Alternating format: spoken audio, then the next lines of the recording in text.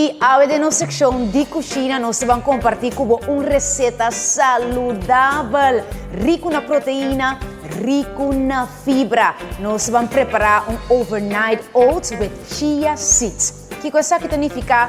Nós vamos preparar havermout, papa, com yogurt, com leite de almendra, coco. Nós vamos agregar chia seeds dentro.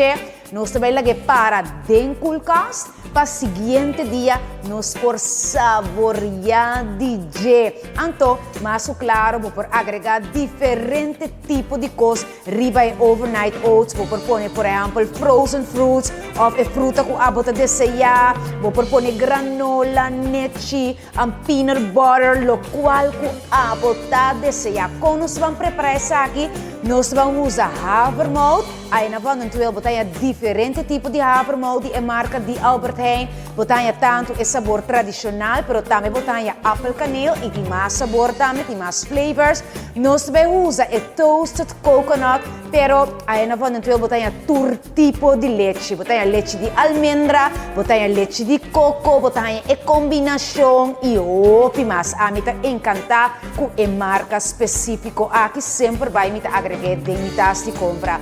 Mas claro, nos plant-based yogurt, essa aqui também é um que sempre me compra of e Chobani também non-fat, etapa blow, também é fantástico. E, mais claro, chia seeds de marca de Albert Heijn. Para garnish, nós usamos seja granola, diferentes varieties também que botanha aí na fonte do botanha, por exemplo, dried fruits nang, coco, racenchi, número e variedade tá amplo. Ou também botin frozen fruits nang que para a mim nunca não porque da for para sobrenanta rico na antioxidante. Honey também nós também usa essa aqui tá opcional. Vou usar também vanilla, pero ama opta toch para manter mais saudável possível.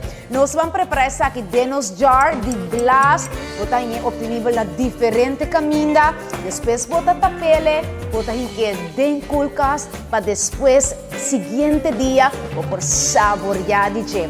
A receita aqui maneira de mencionar rico na fibra, pois essa aqui tá bom para nosso sistema digestivo, rico na proteína, para ajudar-nos boost e energia. E se você tem desejo para bater peso, essa aqui segura tá uma receita saudável que você tem que preparar na casa.